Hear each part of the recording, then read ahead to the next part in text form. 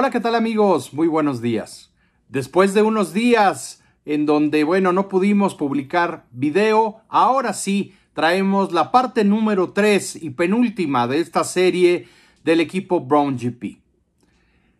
Para esta altura de la temporada, después de un debut en donde en las pruebas de pretemporada habían eclipsado la atención de toda la prensa especializada, había gente preguntándose por qué Brown GP estaba en una condición competitiva que parecía ser realmente complicada y diferente totalmente a la que habían lucido al final de la temporada 2008.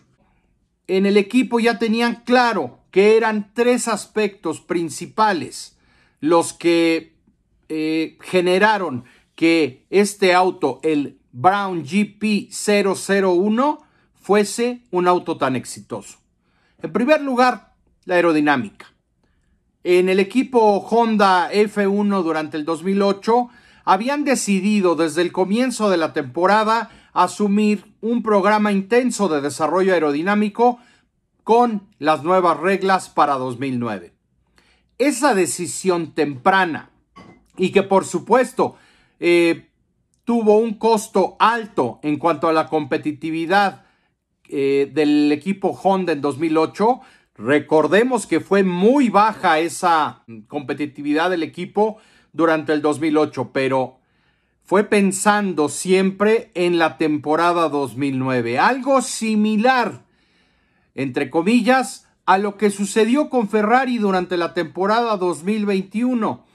Que realmente no se dedicaron a desarrollar ese monoplaza y sí se dedicaron a preparar el auto 2022, el F175, con muy buenos resultados. Acá Brown GP pues gozó de los privilegios que generaban esa decisión de Honda desde el 2008.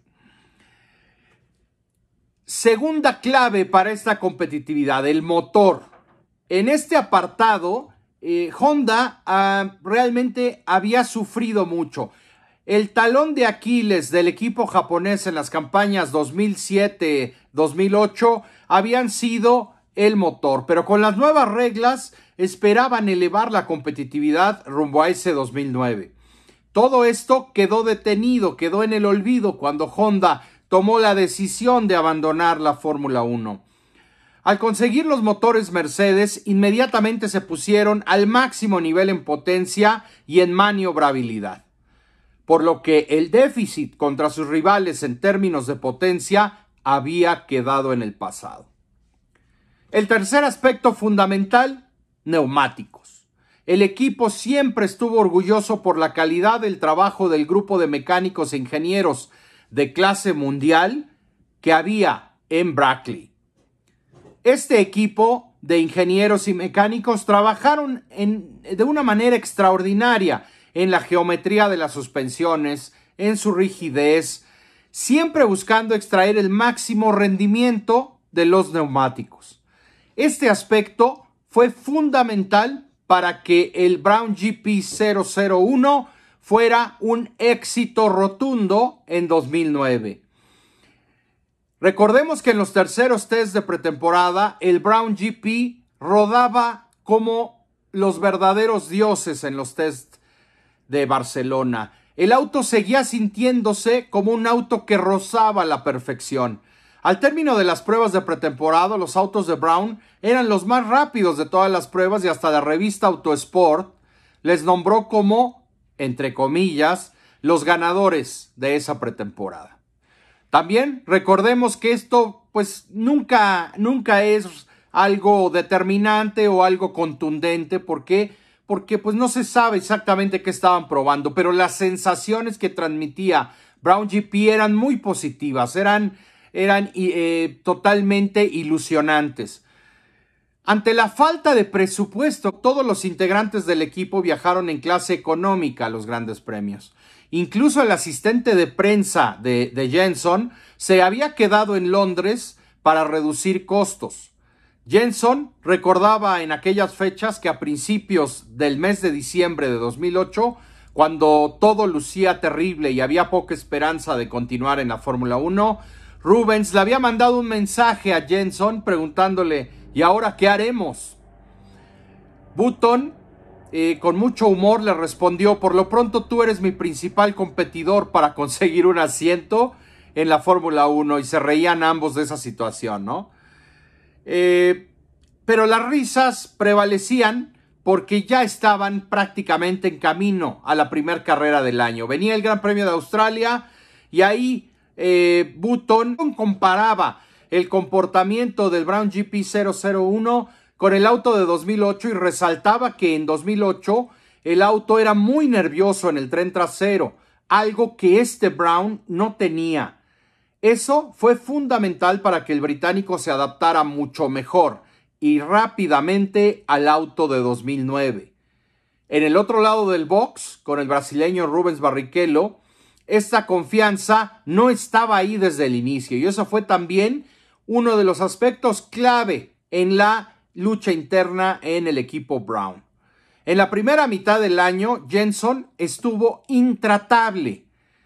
En el Brown GP quedaron solamente 300 empleados de el total de más de 700 que tenía Honda hasta finales del 2008. Pero esta era la única manera en que Ross Brown pudo continuar con el equipo con un presupuesto mucho más limitado que el que tenían en los años pasados. Llegaron a Melbourne, y la prensa especializada mencionaba que Brown GP probablemente había estado probando con poco combustible para atraer patrocinadores, un recurso muy común en aquellos años y bueno, hasta el día de hoy en la Fórmula 1 en pretemporada. Seguía la prensa especializada sin creer que Brown GP podría ser contendiente a la victoria. En Melbourne, Brown GP tenía una sola pieza extra de cada componente para cada auto, por lo cual un accidente grave podría ser fatal para las aspiraciones del equipo. Ahora eran un equipo pequeño y como tal debían cuidar los autos. En los primeros entrenamientos demostraron buena velocidad. En quali, Brown GP conquistó la primera línea, aseguraron la primera línea en su primer Gran Premio en la Fórmula 1 por delante de Red Bull y Toyota. Las sensaciones eran de incredulidad en el resto de los equipos. Brown GP lo había hecho. Ese estado de forma que habían mostrado en la pretemporada lo habían confirmado en la primera quali del año, al momento de la verdad. Los rivales inmediatamente protestaron la pieza mágica, o lo que al menos ellos consideraban era la pieza mágica del Brown GP 001. El doble difusor que el equipo de Ross Brown había preparado como el as bajo la manga para este auto, había aprovechado una zona gris del reglamento. Ross Brown, tan inteligente como siempre lo fue y lo ha sido, había demostrado que su interpretación del reglamento había estado 2 pasos por encima del de todos los demás equipos. Los rivales protestaron el auto, pero lamentablemente para ellos el concepto era totalmente legal. Así fue declarado por la FIA y ahora los rivales tendrían que copiar el concepto si querían alcanzarles rápidamente. Button y Barrichello ganaron en Australia, hicieron el primer 1-2 de la temporada y las celebraciones fueron por todo lo alto. Las caras de incredulidad de todos en Brown GP contrastaban con las caras largas de sus rivales. Lo habían logrado. Brown GP era ahora el mejor auto de la Fórmula 1, al menos por el momento. Pero la pregunta era, ¿cuánto tiempo tardarían los rivales en alcanzarlos? El equipo Brown GP tenía muy poco presupuesto. Las cosas debían hacerse con total precisión, porque cualquier error en el desarrollo de este auto sería costosísimo y significaría abrirle la posibilidad a sus equipos rivales de ser alcanzados. Desde esa primera carrera, el equipo Brown sabía que no podía desarrollar el auto a la misma velocidad que Red Bull, Ferrari, McLaren, Toyota durante la temporada. Al menos con esos rivales estaban en desventaja en la carrera de desarrollo. Pero Brown GP ya lo había logrado al menos en la primera carrera de la temporada. Y bueno, eso representó el primer 1-2 en la Fórmula 1 para un equipo nuevo, desde el doblete del equipo Mercedes-Benz en la temporada 1954. Fue la primera vez que un equipo nuevo en la Fórmula 1 puso su auto en la pole en su primer gran premio desde que Jackie Stewart puso su Tyrrell Ford al frente en el Gran Premio de Canadá de 1970. Y por supuesto, la primera vez desde 1954 que un auto de un equipo nuevo lograba la pole y conseguía la victoria en carrera. Jenson, con esta inercia, repitió victoria en Malasia, mientras que Rubens sufrió un poco y terminó en la quinta posición. En China, ya las cosas no fueron en bandeja de plata para el equipo Brown y solamente lograron ser terceros y cuartos con Barrichello.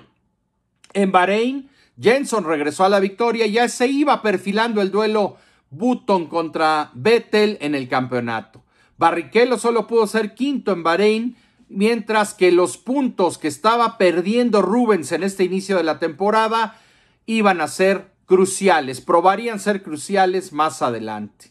No quiero extenderme mucho en este capítulo 3. Mañana el capítulo 4, donde veremos cómo termina esta aventura del equipo Brown y sobre todo qué sucedió con el equipo y todo lo que pasó tras bambalinas para que esto se hiciera realidad. Así que nos vemos mañana en el capítulo último de la serie, el cuarto, y por lo pronto agradecerles el favor de su atención e invitarlos a suscribirse al canal si no lo han hecho ya. Denle clic a la campanita para que les lleguen todas las notificaciones de los videos nuevos de este canal y por supuesto, amigos, nos vemos a la próxima.